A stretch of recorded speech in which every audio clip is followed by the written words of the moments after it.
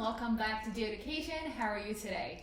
In this video, I'm going to tell you that yes, it's important to watch movies and TV series and listening and singing to songs. In fact, I do this every single day. But when it comes to improving your spoken English, that's just not enough. I'm so sorry to tell you this, but it isn't. And in this video, I'm going to tell you why and especially how you can actually improve your spoken English. So the thing is, everything that involves listening and reading is all input, is all information that gets in. But that doesn't necessarily mean that you're able to replicate and produce that. It's like, for example, reading a recipe and expecting to be able to cook that food just because you've, again, read the recipe. It doesn't work that way, right? I wish. So, especially if you've taken a lot of courses already and you've done the homework and you've spent time and money and energy on it, but you still can't actually speak, that's because you have too much input and not enough output. So how do you fix this? Output means speaking and writing. So that's exactly what you can do to fix this problem. So speak if you like to speak, or write if you like to write, but keep in mind that writing is an excellent tool to actually make an assessment of your current level of English, because when you write, you put all the information that you have on a piece of paper and you can immediately see what you're struggling with. Is it that you don't remember the words, so vocabulary? Is it that the grammar is off? You can't really tell, but you know that the sentence is off. So you can make an evaluation, you can realize what the problem is, and you can target it and fix it.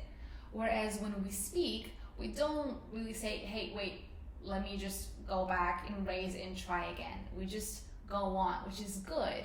But when it comes to practice, being able to make an evaluation and just reflecting on your mistakes and going on is a very powerful tool. So I do encourage you to write, even if you like to maybe speak better or you're not that fond of writing. Still, if you watched my previous videos, you know that even more important that writing is, what's most important is that when you're learning, you're in an absolutely positive state of mind, because the brain assimilates so much better when it feels like what you're doing is joyful and useful and it's just connected to a positive emotion.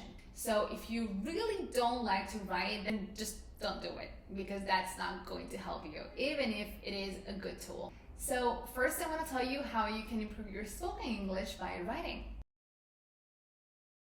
So when it comes to writing, it doesn't matter what you write about as long as you write, because what matters is the output, is that you produce language, all right? So don't focus on the topic or doing something boring or that you don't like. Just write about your dream job, write about your family, write about your favorite holiday. It doesn't matter, just write.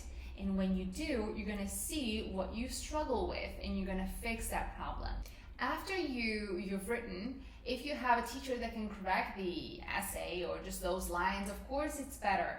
But if that's not the case, it doesn't matter, because fluency is not about not making mistakes, but it is about going on always. Hey, I don't know all the words of English, but that doesn't mean that I'm not fluent, right?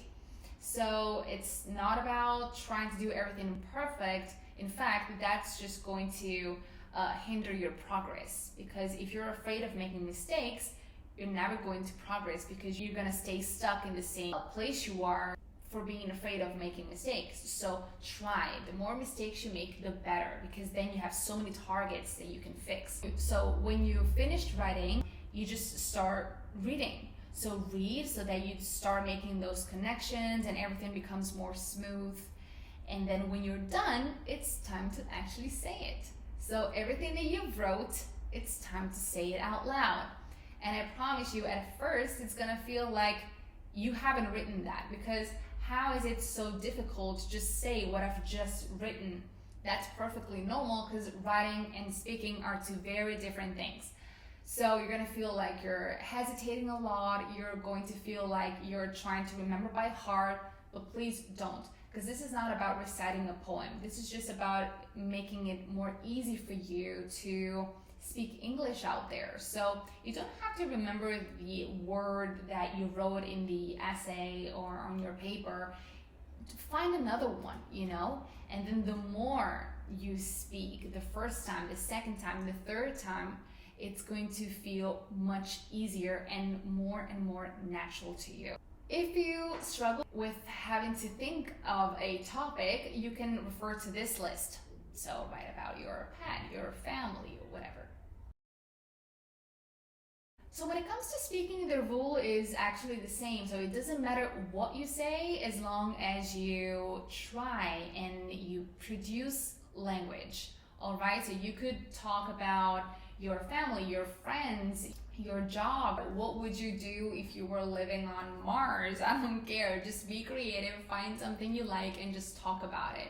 Because the more you do, the easier it's going to be, and the more fluent you're going to be. So just talk about a topic, and at first it's gonna be like a lot of hesitation. I do the same thing. Before I record this video, I actually try it multiple times, because at first I have so many things I want to tell you, but that doesn't mean that it's helpful, because maybe it's too much information and it's all just messy.